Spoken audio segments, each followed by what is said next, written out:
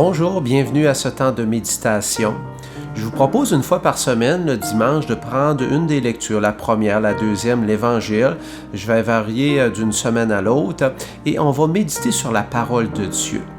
Vous savez que dans le christianisme, méditer, c'est pas juste faire le vide intérieur. Il y a des techniques qui nous apprennent à faire le vide, mais nous, avec Dieu, c'est faire le plein de Dieu. Évidemment, il va nous passer toutes sortes d'idées par la tête, on a des occupations, alors c'est prendre le temps de s'arrêter. Alors présentement, durant le temps que je vous parle, je vous inviterai justement à trouver un lieu, un décor, un moment pour favoriser justement ce temps de prière. Alors c'est un temps de prière qu'on va prendre peut-être qui va durer 10 à 15 minutes. Je vous invite de vous laisser guider à travers cette belle démarche qu'on va vivre ensemble. Alors justement, présentement, fermez vos yeux. Essayez de vous concentrer peut-être sur votre respiration, sur les paroles que je vais dire, et prenez le temps justement de respirer, de remercier Dieu, de dire à Dieu que vous êtes content de vivre ce temps de prière.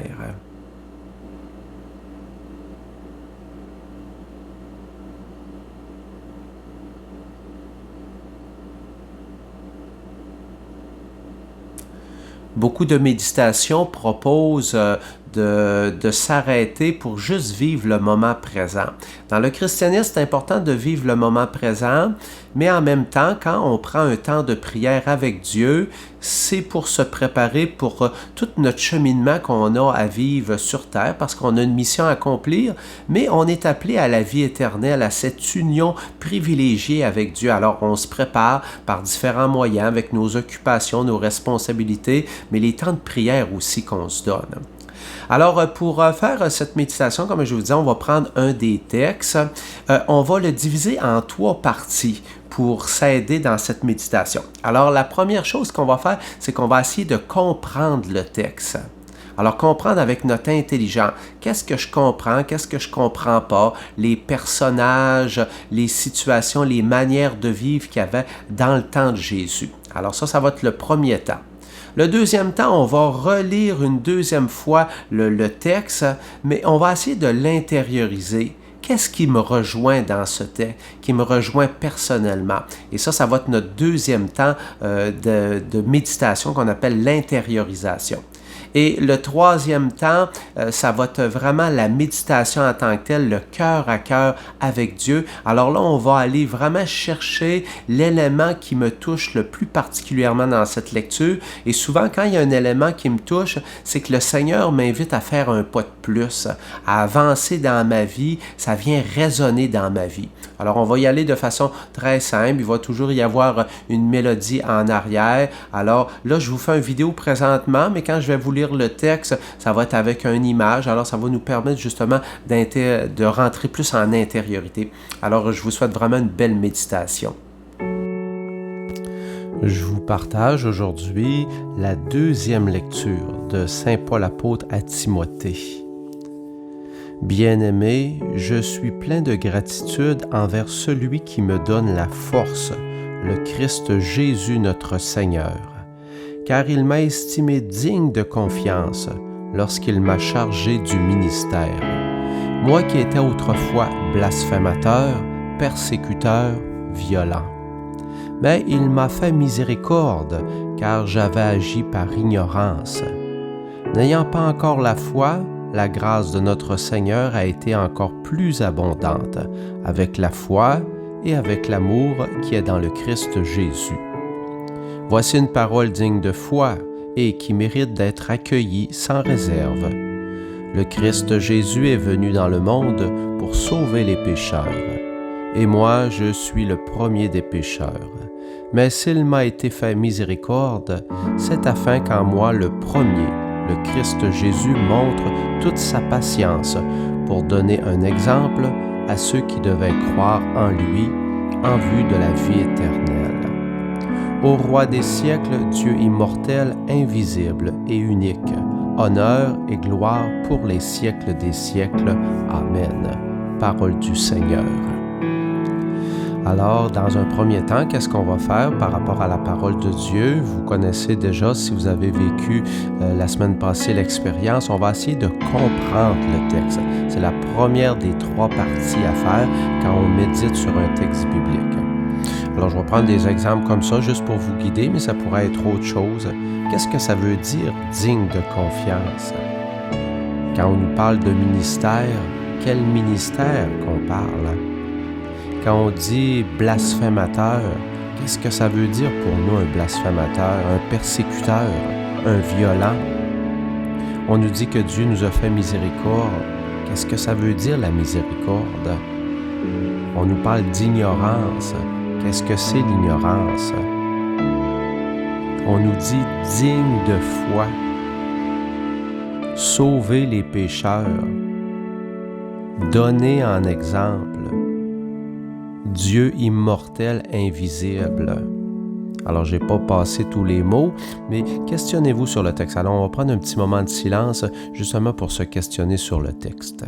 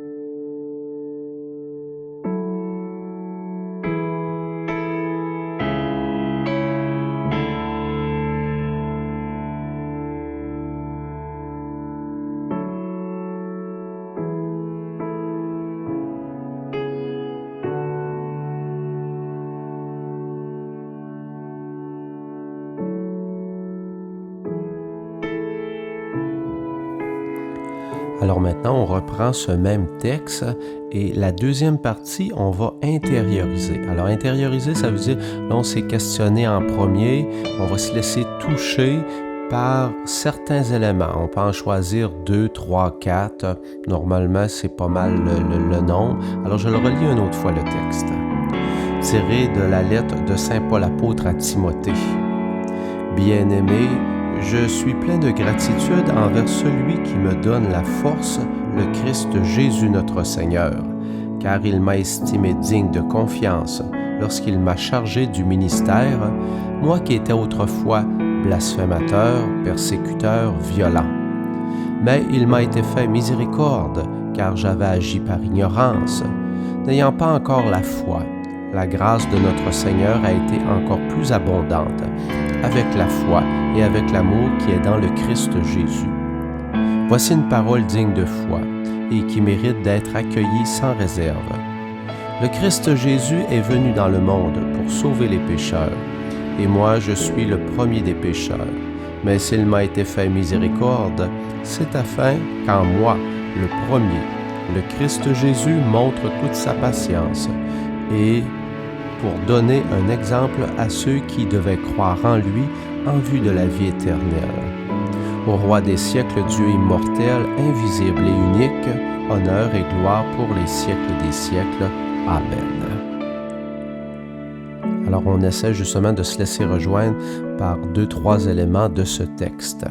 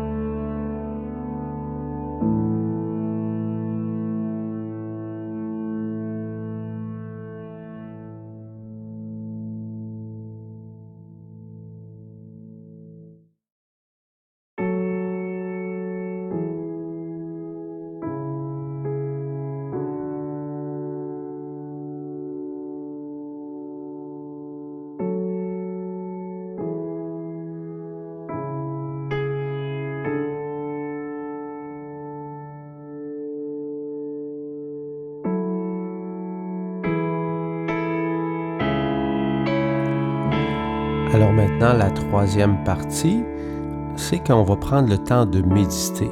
Alors méditer, la méditation chrétienne, c'est qu'à travers ce texte, là, j'ai choisi vraiment un mot, un passage qui me rejoint personnellement dans ma vie.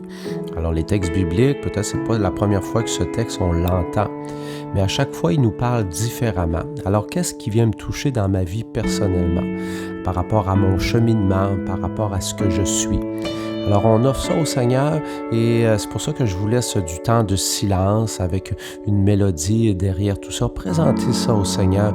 Essayez de voir la résonance que ça a à l'intérieur de vous et ne vous faites pas d'attente non plus. Je vous le rappelle encore une fois, quand on fait ces temps de méditation, des fois on ressent des choses, des fois on ne ressent pas tant que ça, mais le but c'est toujours de s'unir plus profondément au Seigneur. Alors, ça vaut la peine. Prenons vraiment ce temps de communion avec le Seigneur.